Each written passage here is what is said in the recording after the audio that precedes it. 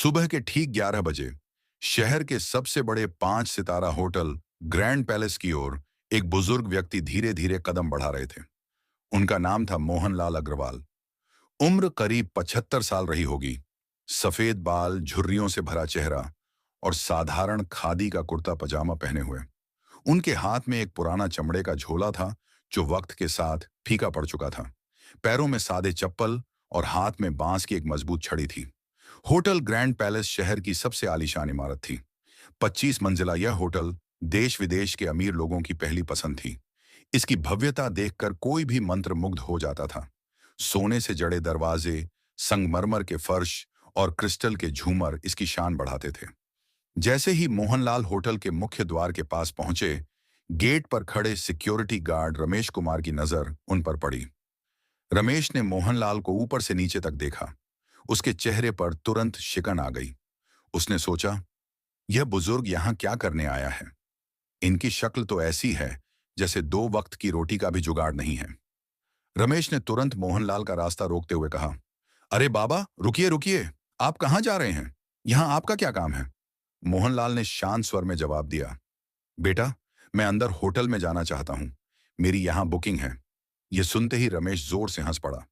उसने अपने साथी गार्ड दिनेश से कहा, अरे दिनेश, सुना तूने? बाबा जी कह रहे हैं इनकी यहां बुकिंग है। दोनों गार्ड हंसने लगे। रमेश ने व्यंग्य से कहा, बाबा, देखिए, आपसे जरूर कोई गलती हुई है।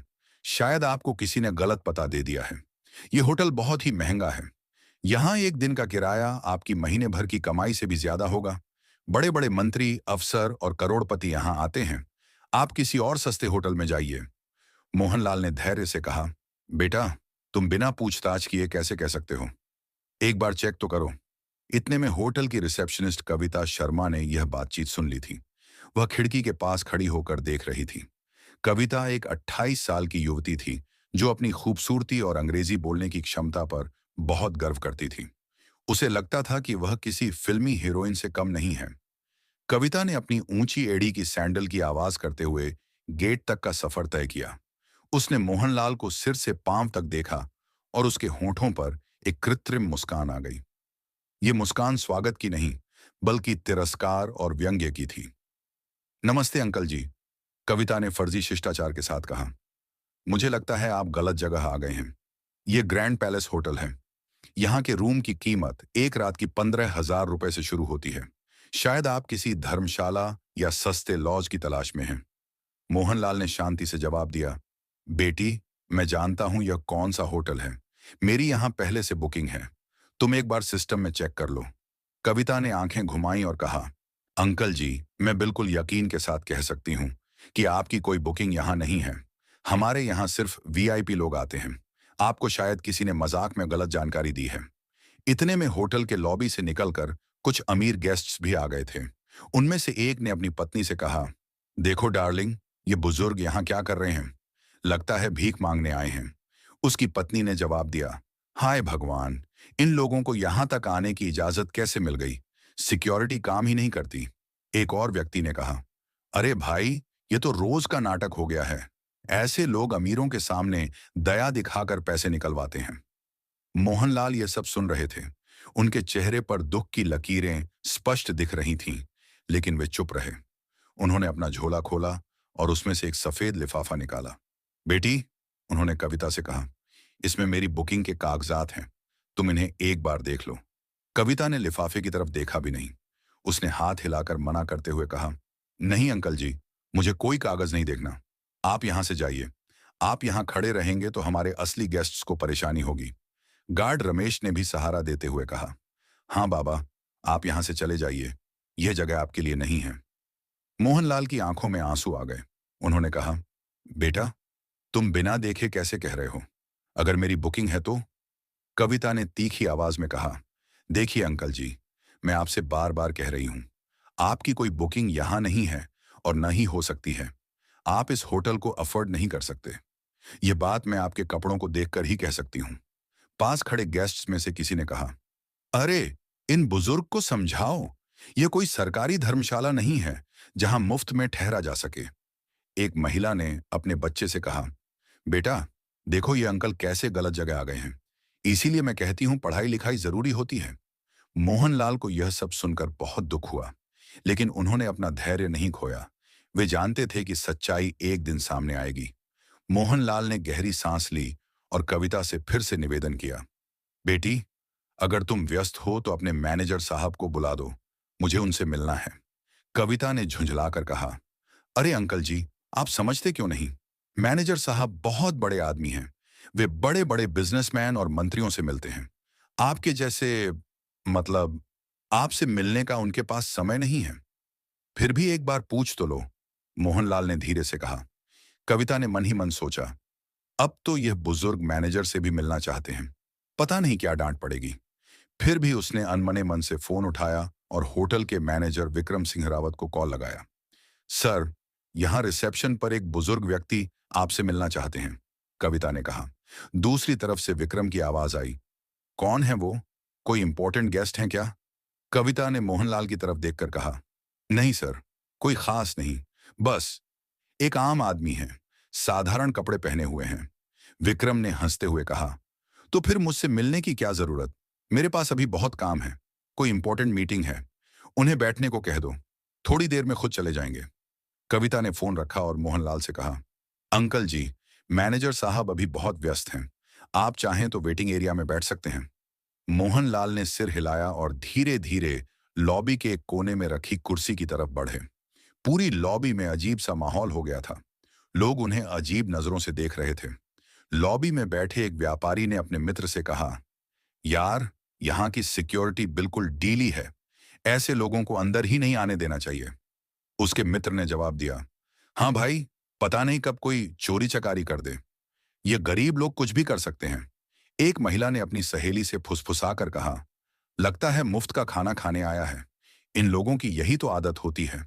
पास में बैठा एक युवक अपनी गर्लफ्रेंड से बोला, देख बेबी, ये है गरीबी की मार। इसीलिए तो मैं कहता हूं मेहनत करनी चाहिए, वरना यही हाल हो जाता है। मोहनलाल ये सब बातें सुन रहे थे। उनके दिल पर जैसे छुरा चल रहा था, लेकिन वे चुपचाप बैठे रहे। उन्होंने अपना झोला जमीन पर रखा और दोनों हाथ छड़ी पर टिकाकर धैर्य से इंतजार करने लगे। इसी बीच होटल का बेल बॉय सूरज कुमार वहां से गुजरा। सूरज 32 साल का एक ईमानदार व्यक्ति था, जो अपनी मां और छोटी बहन का पेट पालने के लिए इस होटल में काम करता था। उसकी आर्थिक स्थिति अच्छी नहीं थी, लेकिन उसका दिल साफ था। सूरज ने मोहनलाल को अकेले बैठे देखा तो उसे बुरा लगा। वह धीरे से उनके पास गया और सम्मान से बोला, नमस्ते अंकल जी, आप कब से यहां बैठे हैं? किसी ने आपकी मदद नहीं की? मोहनलाल की आंखों में एक चमक आई। इतनी देर में पहली बार किसी ने उनसे सम्मान से बात की थी। बेटा, मैं मैनेजर साहब से मिलना चाहता हूं, लेकिन वो बहुत व्यस्त हैं, मोहनलाल ने मुस्कुराते हुए कहा। सूरज ने कहा, आप चिंता मत कीजिए अंकल जी, मैं मैनेजर साहब से बात करता हूं। तुम्हारा बहुत धन्यवाद बेटा, भगवान तुम्हारा भला करे, मोहनलाल ने आशीर्वाद देते हुए कहा। सूरज तुरंत मैनेजर के केबिन की तरफ गया। केबिन में विक्रम सिंह अपनी कुर्सी पर अकड़कर बैठा था। वह अपने मोबाइल में किसी गेम में बिजी था। सूरज ने दरवाजा खटखटाया और अंदर गया। क्या बात है सूरज? विक्रम ने बिना उसकी तरफ देखे पूछा। सर, लॉबी में एक बुजुर्ग व्यक्ति बैठे हैं, वो आपसे मिलना चाहते हैं। काफी देर से इंतजार कर रहे हैं, सूरज ने विनम्रता से कहा। विक्रम ने अपना फोन रखा और सूरज की तरफ देखा। उसके चेहरे पर अहंकार साफ दिख रहा था। सूरज, तुम्हें कितनी बार कहना पड़ेगा? हर टॉम, डिक और हैरी से मैं नहीं मिल सकता। मैं यहां का मैनेजर हूं, कोई सामाजिक कार्यकर्ता नहीं, समझे? सूरज ने हिम्मत जुटाकर कहा।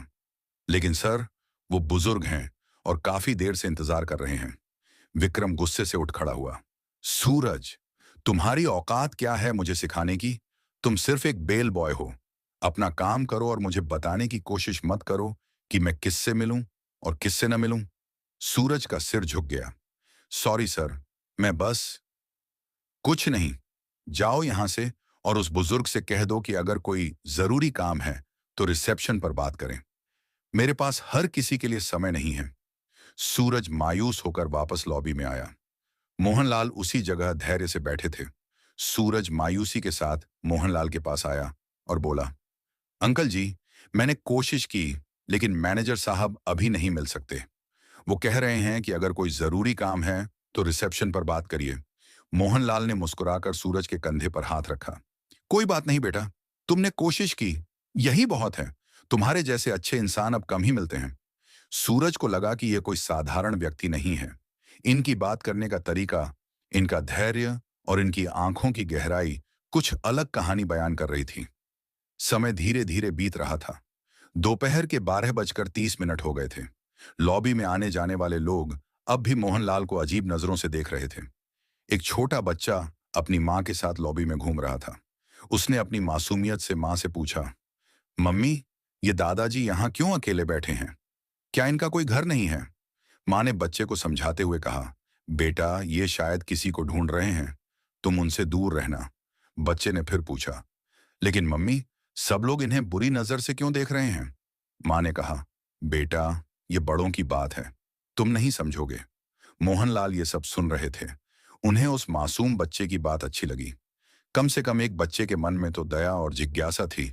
इतने में कविता अपनी एक सहेली के साथ लंच के लिए जाने की तैयारी कर रही थी। उसकी सहेली का नाम रीता था, जो दूसरे डिपार्टमेंट में काम करती थी।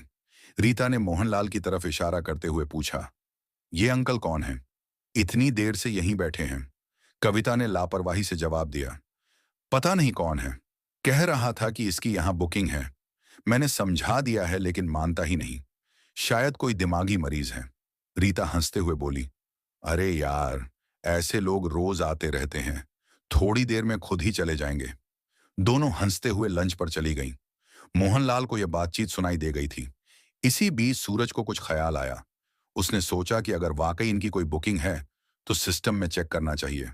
कविता तो बिना देखे ही मना कर देती है। सूरज चुपके से रिसेप्शन के कंप्यूटर के पास गया। चूंकि कविता लंच पर गई थी, इसलिए कोई नहीं देख रहा था। उसने सिस्टम में लॉगिन किया और बुकिंग रिकॉर्ड्स देखने लगा। कुछ देर बाद उसने मोहनलाल नाम से सर्च किया, लेकिन आज की डेट में कोई बुकिंग नहीं मिली। फिर उसने कल और परसों की डेट भी चेक की, कुछ नहीं मिला। सूरज ने सोचा, शायद कविता सही कह रही थी, इनकी कोई बुकिंग नहीं है। लेकिन फिर ये इतने कॉन्फिडेंट कैसे हैं? तभी उसे ख्याल आया कि मोहनलाल के पास कुछ कागजात थे, शायद वो कागजात देखने चाहिए। उसने हिम्मत करके मोहनलाल के पास जाने का फैसला किया। अंकल जी, सूरज ने कहा, आपने बताया था कि आपके पास कुछ कागजात हैं, क्या मैं उन्हें देख सकता हूं? शायद मैं आपकी कुछ मदद कर सकूं। मोहनलाल की आंखें चमक उठीं। हाँ बेटा, जरूर। उन्होंने अपना झोला खोला और वह सफेद लिफाफा निकाला। सूरज ने लिफाफा खोला। अंदर कुछ पुराने कागजात थे। उसने पहला कागज पढ़ा। यह होटल की शेयर सर्टिफिकेट थी, लेकिन कागज इतना पुराना था कि कुछ स्पष्ट नहीं दिख रहा था। दूसरे कागज में कुछ बैंक डॉक्यूमेंट्स थे। तीसरे में होटल रजिस्ट्रेशन से जुड़े कुछ पेपर्स। सूरज को कुछ समझ नहीं आया। यह सब क्या था? उसने मोहनलाल से पूछा, अंकल जी, ये क्या है? मोहनलाल ने मुस्कुराकर कहा, बेटा, ये इस होटल से जुड़े कुछ जरूरी कागजात हैं। तुम इन्हें अपने मैनेजर को दिखाओ। सूरज उलझन में पड़ गया। उसने कागजात वापस करते हुए कहा, अंकल जी, मैनेजर साहब ने साफ मना कर दिया है, वो आपसे नहीं मिलेंगे। मोहनलाल ने धैर्य से कहा, कोई बात नहीं बेटा, मैं और इंतजार कर लूंगा।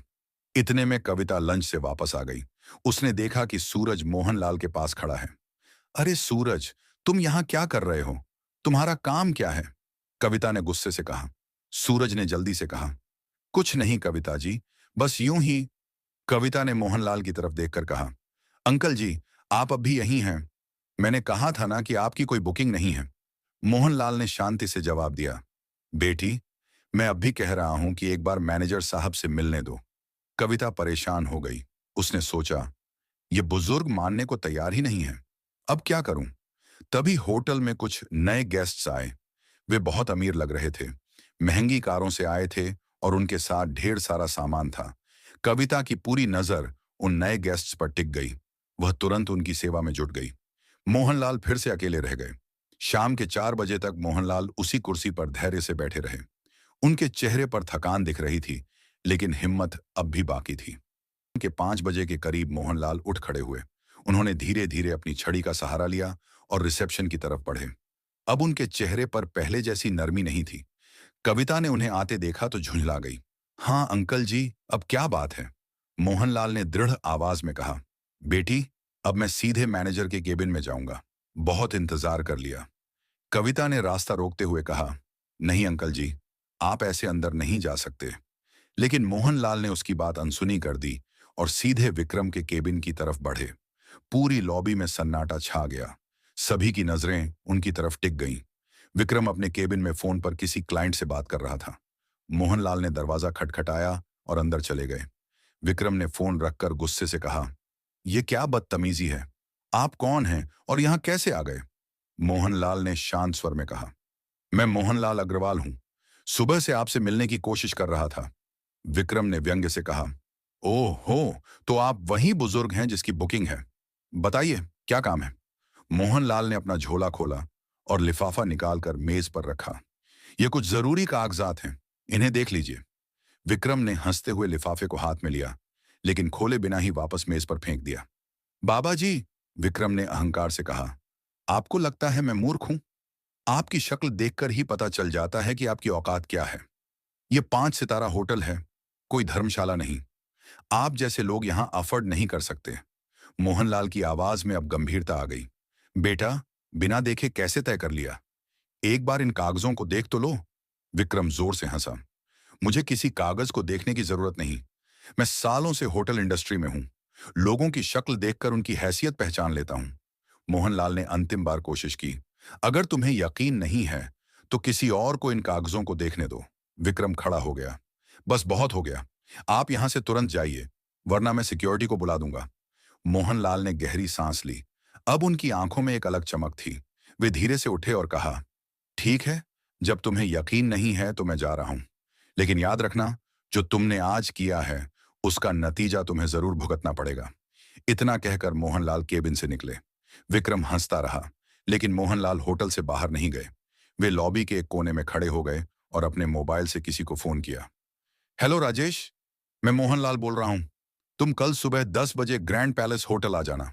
सारे कागजात साथ लेकर आना। फोन रखकर मोहनलाल होटल से चले गए। अगली सुबह ठीक 10 बजे होटल के मुख्य द्वार से मोहनलाल का प्रवेश हुआ। लेकिन इस बार वे अकेले नहीं थे।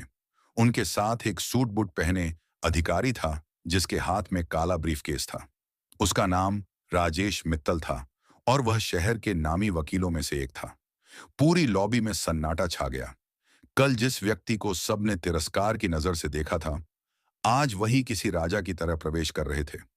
गार्ड रमेश और दिनेश हक्के बक्के रह गए। कविता के हाथ कांपने लगे। मोहनलाल ने सीधे हाथ का इशारा करते हुए कहा, मैनेजर को तुरंत बुलाओ। उनकी आवाज में अब वह नरमी नहीं थी जो कल थी। विक्रम को खबर मिली तो वह घबराया हुआ बाहर आया। मोहनलाल और राजेश को देखकर उसके चेहरे का रंग उड़ गया। राजेश ने अपना ब्रीफकेस खोला और मोटी फाइल निकालकर रिसेप्शन की मेज पर रख दी। सुनिए मिस्टर विक्रम सिंह, राजेश ने कड़क आवाज में कहा, यह हैं मोहनलाल अग्रवाल, इस होटल के 65% शेयर होल्डर और संस्थापक सदस्य। पूरा स्टाफ स्तब्ध रह गया। लॉबी में मौजूद गेस्ट्स की सांसें अटक गईं। राजेश ने फाइल खोली। यह रहे रजिस्ट्रेशन पेपर्स, शेयर सर्टिफिकेट्स और बैंक डॉक्यूमेंट्स। सब कुछ साफ है। विक्रम का गला सूख गया। वह हकलाते हुए बोला, सर, सर, मुझे नहीं पता था। मोहनलाल ने कड़ी नजरों से उसे देखा। कल मैंने तुमसे कहा था इन कागजों को देखने के लिए, तुमने मना कर दिया। कविता दौड़ कर आई और मोहनलाल के पैर पकड़ने की कोशिश की। सर, प्लीज माफ कर दीजिए, मुझसे गलती हुई है। मोहनलाल ने उसे उठाया। बेटी, तुमने मेरी बात सुनने से मना कर दिया था। सिर्फ मेरे कपड़ों को देखकर फैसला किया था। फिर मोहनलाल ने सूरज को बुलाया। सूरज बेटा, यहां आओ। सूरज डरते डरते आया।